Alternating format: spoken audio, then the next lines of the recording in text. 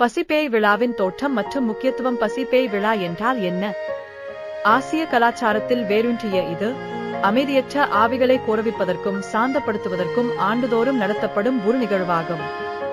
இதன் தோற்றம் பண்டைய போத்த மற்றும் தாவூயிச நம்பிக்கைகளில் இருந்து தொடங்குகிறது. பேய் திருவிழா வரலாற்றின்படி, சந்திர நாட்காட்டியின் 7வது மாதத்தில் பாதாள உலகத்தின் வாயில்கள் திறக்கப்படுகின்றன.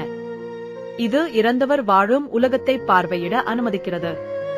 பசியுள்ள பேய்கள் என்று அழைக்கப்படும் இந்த ஆவிகள், பசி, தாகம் மற்றும் நிறைவேறாத ஆசைகளால் நிறைந்திருப்பதாக கூறப்படுகிறது. இந்த திருவிழா அவர்களின் துன்பத்தை தணிப்பதை நோக்கமாக கொண்டுள்ளது.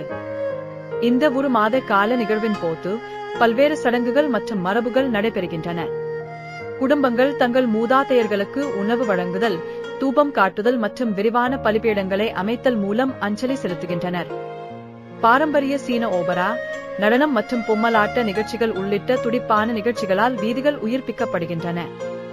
ஆன்மாக்களை வழிநடத்த விளக்குகள் ஏற்றப்படுகின்றன, மேலும் விரிவான காகித உருவங்கள் காணிக்கையாக எரிக்கப்படுகின்றன. இந்த பண்டிகையின் முக்கியத்துவம் ஆவிகளை திருப்திப்படுத்தும் செயலுக்கு அப்பாற்பட்டது.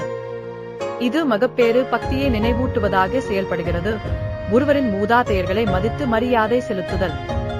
இது உயிருள்ளவர்களுக்கும் இறந்தவர்களுக்கும் இடையிலான புனிதமான தொடர்பில் நம்பிக்கையை வலியுறுத்துகிறது, ஒற்றுமை மற்றும் தொடர்ச்சியின் உணர்வை வளர்க்கிறது. மேலும் இந்த விழா இரக்கத்தையும் தாராள மனப்பான்மையையும் ஊக்குவிக்கிறது.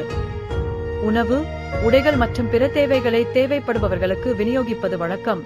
இது தொண்டு செயல்களாகவும் அலைந்து திரியும் ஆவிகளுக்கு உதவுவதற்காகவும் ஆகும்.